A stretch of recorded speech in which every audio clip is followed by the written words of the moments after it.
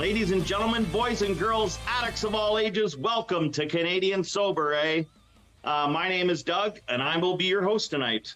I want to thank every single person for tuning in to Canadian Sober, eh? Wherever you're watching this from, whether it's TV or YouTube or wherever. I'm so grateful for everybody tuning in. I've been getting tons of compliments and nice things people are saying about the show, and I'm so happy to bring this to Simcoe County and surrounding areas. So wherever you are watching this, I'm glad you're here tonight. And if you're watching this for the very first time, super stoked that you're here. Please stick around, and I hope you get something from the guests that we have coming on each and every week. All right. So when you hear the quote, going to any lengths, what's the first thing that pops into your head? I can tell you, for me, Dougie Fresh, when it comes to my sobriety, I'm willing to go to any lengths to stay sober. And that can mean doing things that really make me feel uncomfortable. But at the same time, keeping an open mind to change that might happen because I took the first step. I heard that quote the other day. I asked our guest that I'm just about to introduce, what his favorite quote was, and that's what he gave me. So, I met this gentleman last year at a sobriety event, and I sat front row with my wife, and he shared his experience, strength, and hope with us. And the first thing I said to my wife when he was done and we left the room, I said, I have to get him on the podcast. And she looked at me and she said, yeah, he was really good. And lo and behold, there's now a TV show, Ray. How you doing tonight, Ray? I'm doing all right, Doug, and I'm very happy and excited to be a part of this this program that you have. Awesome. Thank you so much. I'm so glad that you're here tonight. So for the people sitting at home watching this, or like I said, wherever they are watching this, can you share with them a little bit the experience, strength, and hope that you have? Yes, I can do that. And let me just start off by saying that my sober date is August 13th, 2009. I'm just a little bit over 14 plus years of learning how to live life on life's terms. Because prior to me starting this journey, for 30 years, I was stuck in alcoholism and addiction. I was willing to go to any lengths in order to survive, for say. My last 8 years out there, I was homeless. I was picking up cigarette butts off the ground. And, when I financially couldn't afford to get what I need, I didn't have a problem manipulating people, hurting those in my life, loved ones. It just got to a point where I got sick and tired of being sick and tired. I got incarcerated the summer of 2009. And at that point, I was ready to throw in the towel. And I prayed. I asked for help. And through the process of certain organizations, I found myself doing a 6-month treatment program. And during that treatment program, I was asked a question by my counselor. And she said to me, are you willing to go to the same lengths for your recovery as you did for your addiction? And, over 14 plus years, I was ready to do whatever I needed to do to get whatever it was that I was going to get out of recovery.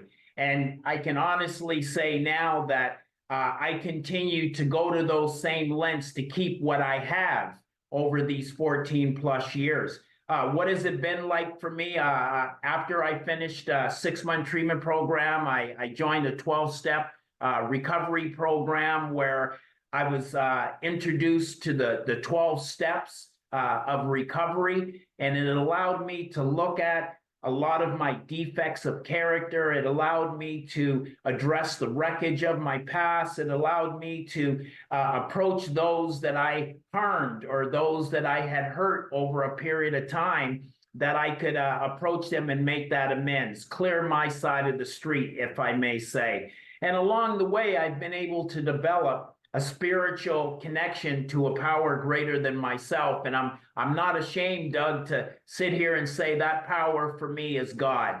I wake up every morning and I pray to my higher power to give me the guidance and direction that I need to get through my day, to allow me to be of service to others. And then at the end of the night, I journal about my day and I give my higher power, thank my higher power for allowing me to have the day that I have. And don't get me wrong, Doug, I'm not trying to sit here and say that my life is perfect or every day is peachy keen. I had some challenges over the years. And if I may share a couple of those with you, in 2015, I found out that my older brother, who I dearly adored, he overdosed and died on the streets in Vancouver in 2010. I have a 30-year-old daughter. I'm a grandfather to two kids, two of her kids. And unfortunately, my daughter still chooses not to allow me to be a part of her or her kids' life. But I've accepted that in order for me to live life on life's terms, I need to have some acceptance in my life. And just recently on Monday, on the 22nd, was the 4-year anniversary of the passing of my mom. My mom got to see, she got her son back for 10 years prior to her death. And my mom was diagnosed with acute leukemia. And she came to me and she said, son, she says, I'm not afraid to die. I just don't want to do it alone. And because I got clean and sober and I found a higher power and I have great people in my life today, not only am I able to suit up for my recovery, but I got to suit up for my mom. And I got to be there by my mom's bedside when she took her last breath and she died in my arms on January 22nd, 2020. And, you know, Doug, when I was 3 years sober, I don't know if I was trying to sabotage my recovery or predict something that I had no control over, but I had said to myself at 3 years, I said, the biggest challenge to my recovery would be the death of my mom. And it was just the opposite, Doug. It actually gave me the spirituality. It gave me the power and the strength that I need because my mom was so proud of me. And I needed to carry that legacy on, not only for her peace of mind that she had, but for me, because today, very quickly, what's my life like today? I'm not homeless and picking up cigarette butts off the ground anymore. I've held the same job for the last 13 years. I'm in a very healthy relationship. I have activity in my life. I'm 63 years of age, Doug, and I'm still out there trying to hang out with the young dogs, playing baseball and everything. I've been able to create my own little business, snow removal. So, you know, from November to April, anytime it's snowing in the Toronto area, well, just know I'm out there earning my keep. And so with that, Doug, all I can say is that my life isn't perfect, but my life is better. And I wake up in the morning with no regrets. And I just try and be a better person that I was yesterday, today. And if I can help somebody along the way, kudos to me and all the blessings to them. So Doug, thank you very much for having me be a part of this this show of yours. And you continue shine and be of service the way you have been. Thank you. Thanks so much, Ray. You're not getting off that easy. I'm not letting you go. I'm not letting you go just yet. You know, that day I saw you share your experience, strength, and hope. And obviously you don't have the time with this show to go into the detail that you did that day, but you know, you're an inspiration, and that was the first thing I said to my wife when we left that room was that guy was very inspiring. And you know, that's I had no idea that you are a young buck, and I think the sobriety rooms have kept you young. You know, but one thing I'd like to know from your words, you know, I just read today that BC has just called an emergency meeting, and they've called they're suffering a lot in BC. The death tolls are climbing and climbing and climbing from people with this fentanyl and everything else. Do you think those are warning signs for our area to come, or do you think maybe Ontario has a better grip on it? Well, what I can share with you is I hear the term jails, institution, and death. And, we can go to jail and institutions, all day long, but we only get one shot at death.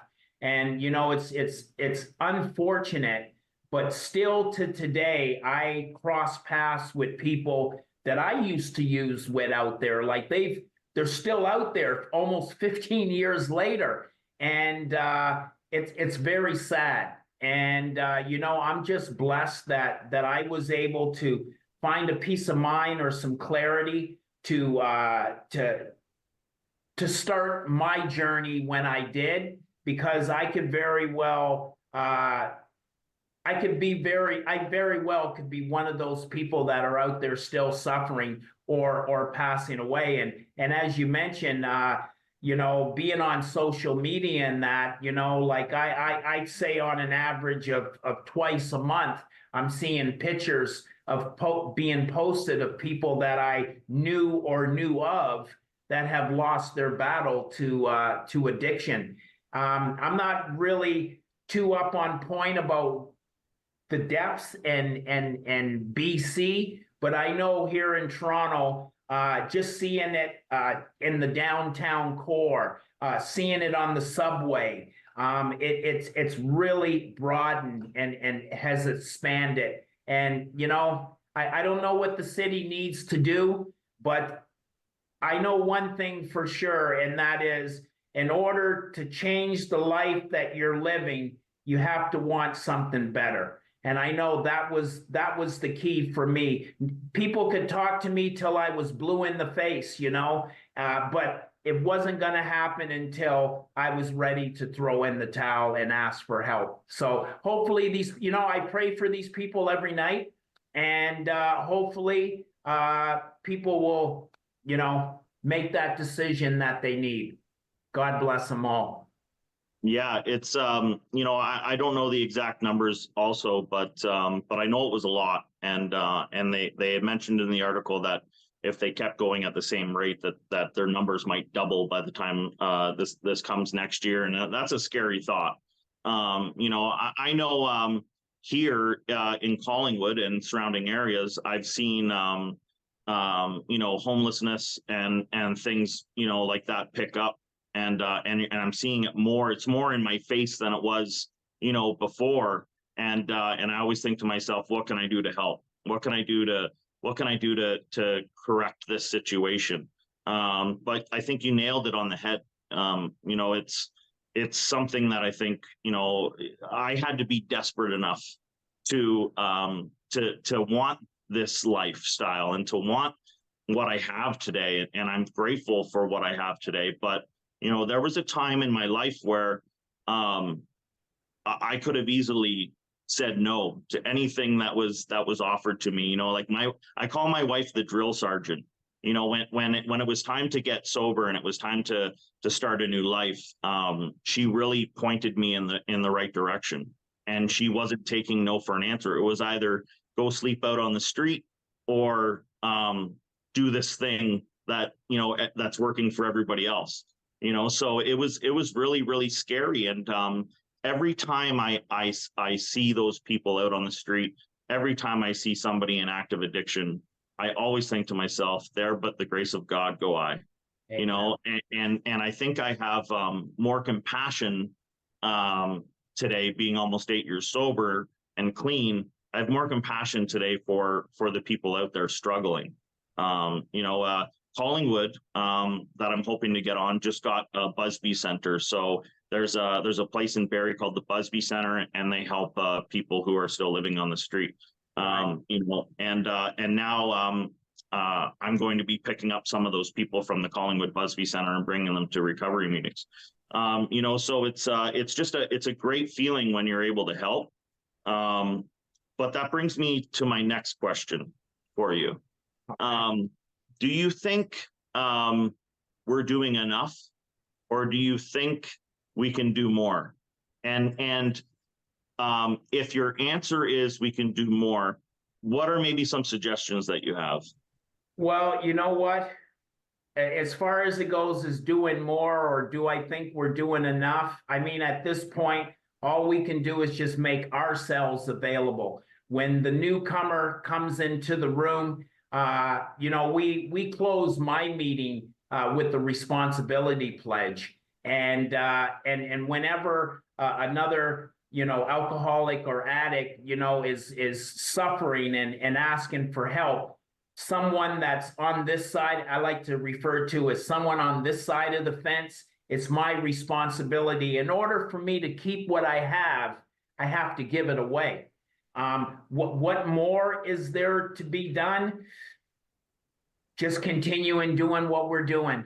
Just, show by example. Because like I said, I run into a lot of people that I knew from out there, and they're just shocked to see how healthy I looked or how well dressed I am.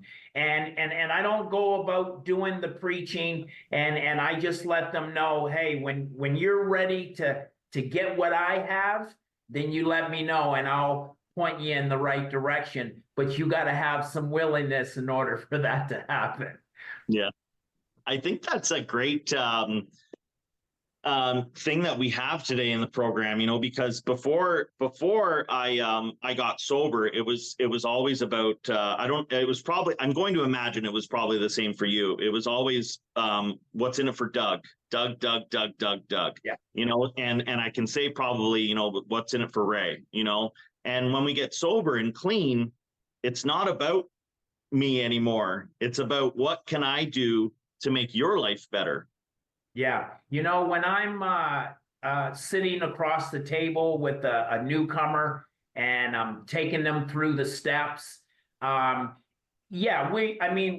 in our lives, or we see ourselves, our reflection in the mirror every single day. And we can see the growth and we notice the change within our lives. But when you're working with the newcomer and you see the lights come on, you see the smile grow on their face, and you see the excitement of how much more of this that they want.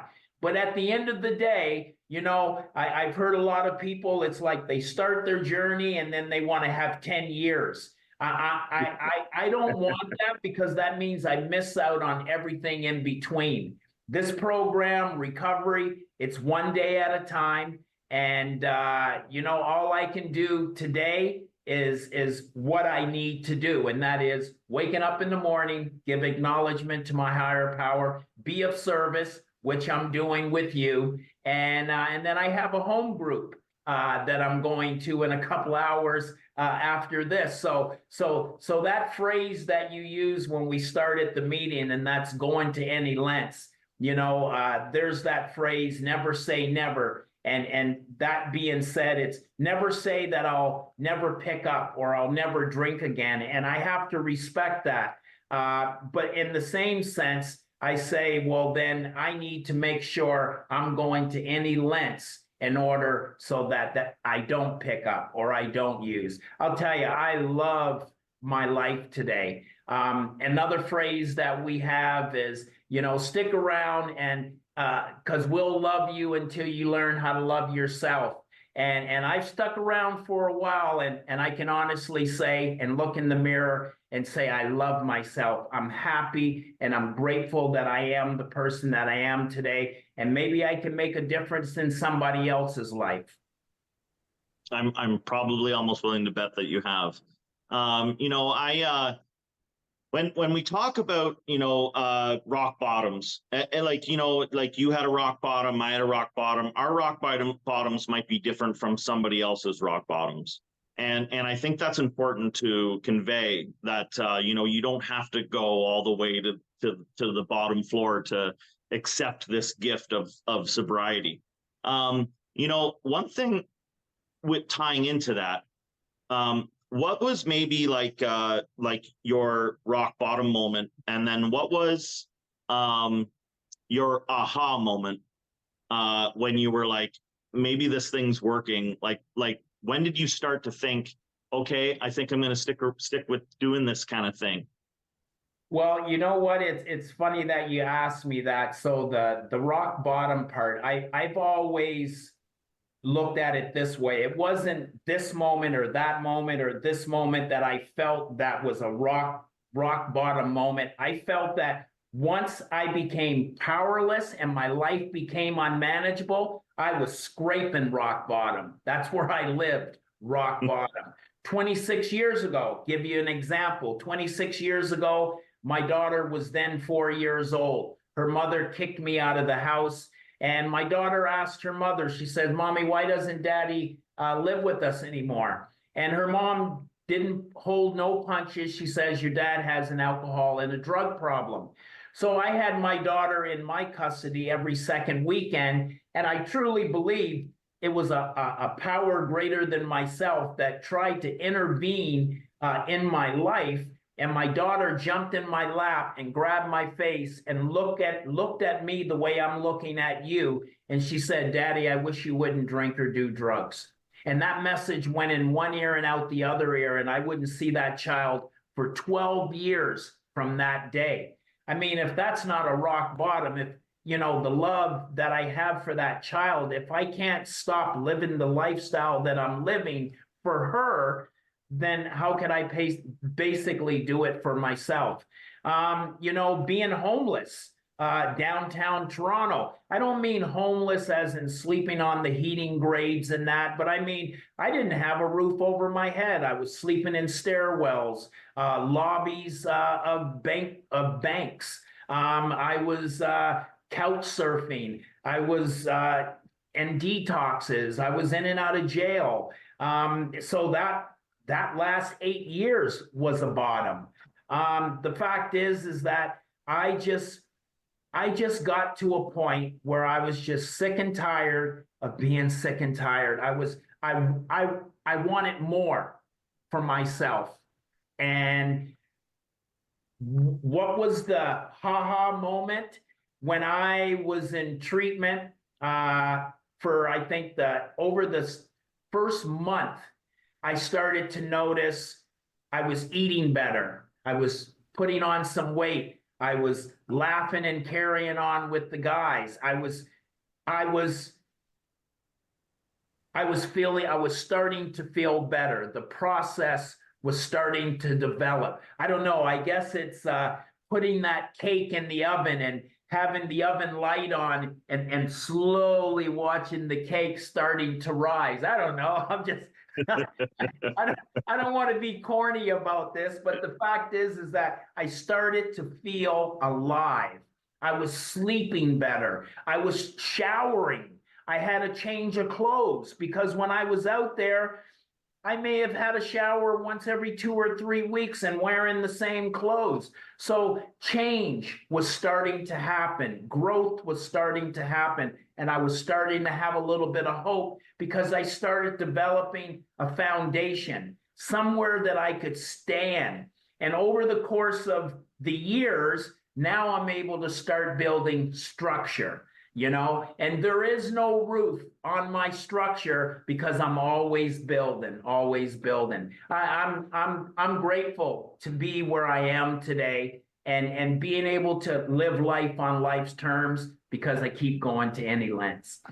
Right. That's amazing. Okay. I only got a couple more minutes and want to ask you one more question. Okay. And, I heard at a recovery meeting a little while ago, I heard somebody say to somebody who I really adore this individual, and he's helped me a lot, and he just celebrated 47 years of continuous sobriety, and the person asked this individual, "Why do you keep coming to all of these recovery meetings?" So there's my last question for you, Ray. Why do you keep going to recovery meetings? Well, I kind of touched on it earlier. I keep coming because I keep getting what I'm getting.